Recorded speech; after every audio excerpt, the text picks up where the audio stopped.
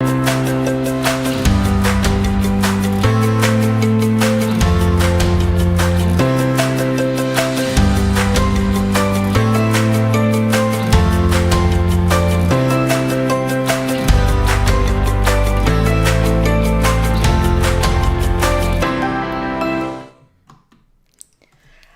how are you doing? It is so good to be back here with you today.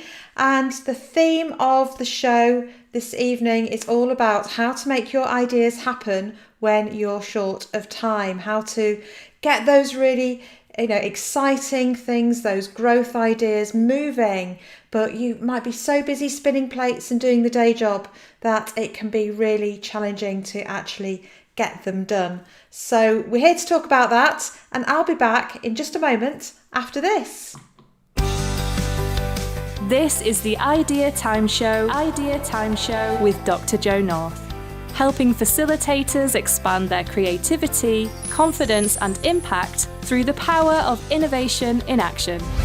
Gain confidence as a facilitator, confidence with the technology, and confidence with your content and event design. Tune in every week for practical tips, strategies, and interviews that will accelerate your personal and business success. And now, here's your host, Dr. Jo North. So, let me know what you think. Is it something that you struggle with? Do you have so many ideas? The great ideas as well, but getting to them is a challenge because you're spinning so many plates. You've got so many things going on, so many things to do. You've got to keep the day-to-day of the business running. Let me know in the comments whether you're watching live or whether you're watching on replay. It would be lovely to hear from you, and I'll answer all of those comments as well. So it'll be really, really cool to hear from you. So what we're here to talk about now is what is it we all need to achieve challenging goals? Because that period where we're going to have all the time in the world and we'll be able to just have that peace and quiet in order to focus on delivering that new idea. Is it really likely to ever come along in the way that we would love it to? Probably not. So therefore we need strategies and mindsets and things to deal with that.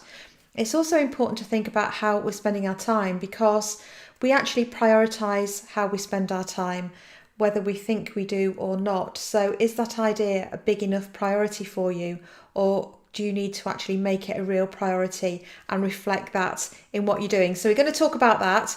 I'm going to give you a really cool technique to help you review your projects and initiatives and do some what I call good project hygiene. And that could free up no end of time for you to get on with those innovative things that you want to do, the things that are going to help you grow and help you take your business forward. So we're going to do a red and green check, so you can play along with me as you're watching the show, and I'll give you some top tips as well. Wow, so much value this evening in the show. I'm going to keep it quite punchy as well because it's all about managing time. So we will crack on and see where we get to. So the first thing that I want to cover with you is about mindset. And there's been a lot of research done throughout recent decades, but especially more recently by people like Angela Duckworth, who has done research into why is it that some people are successful? Why do some people make it and others don't? And it's not all down to talent. It's largely down to something called grit, which is a positive personality trait, but actually it's something we can develop. It's like a mental muscle that we can grow.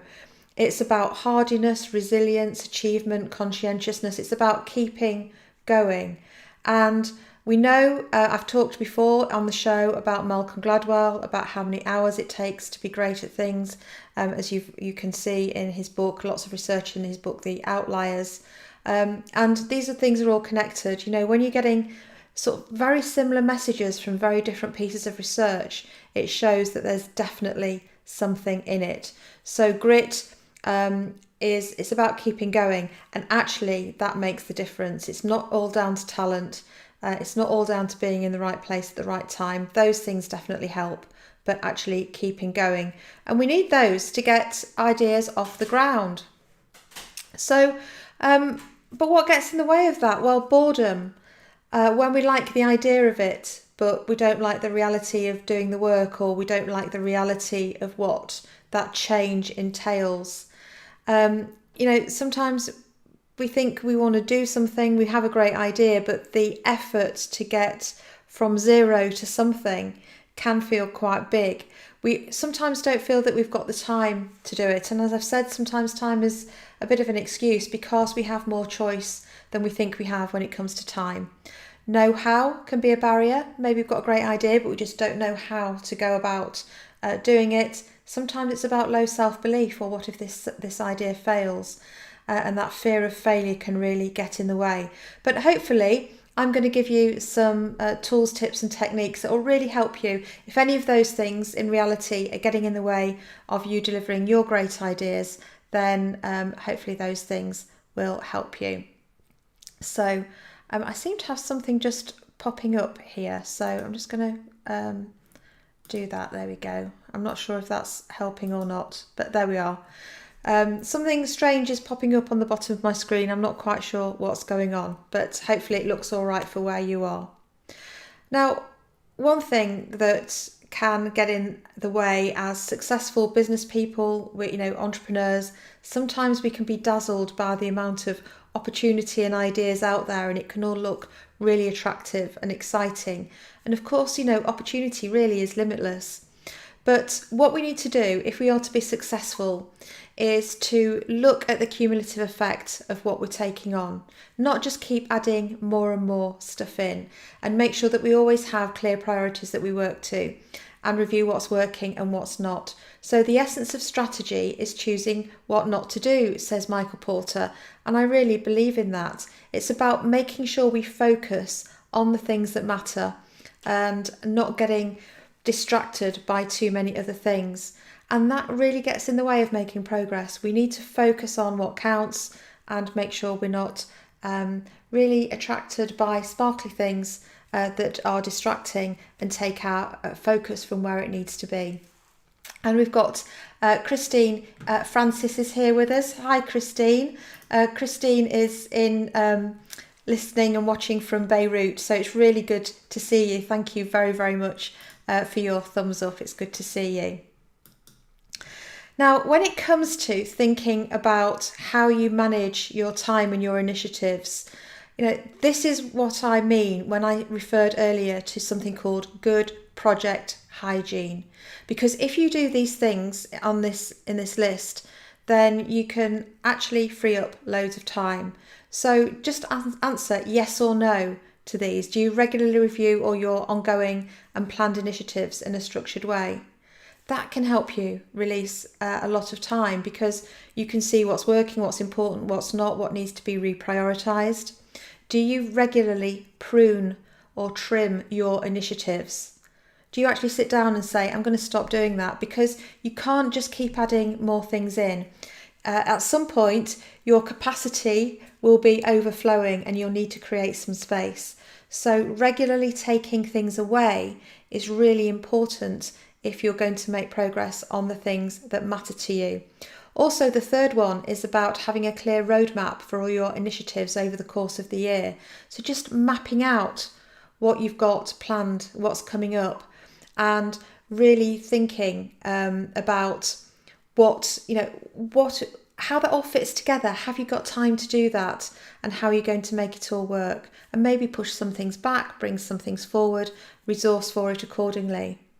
What's also important is going back and reviewing each initiative once it's complete, so you can learn for the future. I think so many of us, we just move on to the next thing and then the next thing and then the next thing.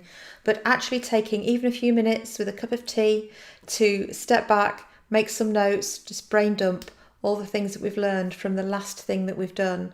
And what that will do is make us think about what we're going to stop doing, start doing and continue doing for the work that we've got ahead, and get a really clear system for prioritising how you spend your time. So very straightforward and simple stuff. And if you do all of those things, you'll find that your focus means that you're doing the things that you want to be doing and need to be doing, and there'll be less of the stuff around the edges that you don't need to be doing. Please forgive me, by the way, I've actually been, as you know, I've not been live for a few weeks on the show, and part of the reason for that is I've had a really bad cough and stuff like that, so I'm doing much better, but I'm still recovering a little bit, which just makes it a little bit harder for the words to come out, but we're getting there and I'm feeling so much better. So some things to do are to identify obstacles, things that are going to get in the way of you getting on with the idea, things that pop up, people who interrupt you, projects that you know are going to happen. So plan for that in advance. If it's predictable, plan for it. Decide what you're going to do when that happens, because then when it happens, you've already got a strategy to deal with it. You've already thought it through, and you will be able to continue with your idea. Have a clear goal statement. Keep it where you can see it and you can look at it every day. Include what you want to achieve, why, when you want to achieve it by, where, who's involved. A really clear goal statement, very, very visible. And the reason that's important is because when you are then making choices about what you will do and what you won't do, what you're going to get involved with, where you're going to spend your time, you can assess that against your goal and you can say, does this actually help me achieve that goal? Yes or no? And if the answer is yes, go for it. And if the answer is no, then put it to one side, do it later, deprioritize it. But just really asking that question, is this going to help me achieve the success that I'm aiming for? Yes or no? And then decide whether or not you do things based on that criteria. And think about what are the most important actions. So for your idea to be successful, for it to be launched, what are the key things that really must happen? Maximum of 5. The big things that need to happen, and focus on getting those done. So many people have got, ideas to launch something, and it could be really good, really exciting, have high potential. But what they do is they spend ages on social media, and doing all that sort of stuff. They might do lots of planning, they might do lots of testing, they might do lots of research. They're doing all sorts of things that are useful in their own right, but none of them actually take the step forward of creating, making, and actually shipping that product or service that their idea is for. We've got to do the things that make the thing happen. We've got to do the things that get the idea off the ground, not spend too much time on all the peripheral stuff. All of that stuff is great. Do the right amount at the right time and limit it to what you need to do, but really focus your efforts on the things that deliver progress and move the needle. And do something every day that is about moving you towards achieving your innovation goal, even if it's only for 5 minutes, because it's better to do something, a small thing, and do that consistently than do nothing for a long time, have a big sprint or a big burst of energy, and do a lot of stuff only to not touch it again for a few weeks or for a while and lose that momentum, and then you have to go backwards and pick it up. And so a little bit at a time, we can all find 5 minutes or 10 minutes to do something every day that takes us towards our goal, and momentum wins through. So, it's really important to me to go live and to come and talk to you and see you.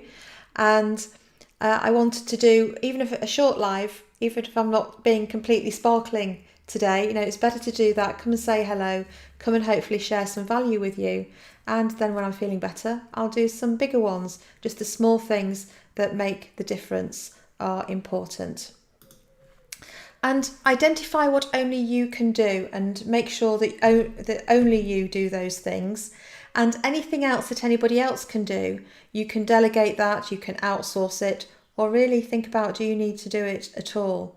But make sure you're managing your time and that the things that you need to do, you are doing, but you're not really, wherever possible, doing anything else. There might be some things you enjoy doing, but you might just need to put those to one side for a little while and delegate those to create some time to get your new innovation off the ground. So there's a few tips there about, it's about finding time, it's about making time to bring those ideas to life, to put them into action, because if not, then 3 months, 6 months, 12 months and more go by and there's no progress, and you sort of go, I wish I'd done that idea. I wish I'd followed through on that, when actually we're all busy, we're all plate spinning all the time, and it's about doing some smart moves that can help you get from where you are now to having that successful idea launched and out there for the world to benefit from. If you've enjoyed the show, then do give me a thumbs up, do hit to subscribe and get the bell for regular updates and alerts that I'm coming on live, and there's loads of free goodies and resources for you over at bigbangpartnership.co.uk/resources. Go and fill your boots over there. And until next time, I'm hoping to be back same time, same place next week, and I'll see you then. Take care and bye for now. Thank you for tuning in to the Idea Time Show, brought to you by Dr. Jo North.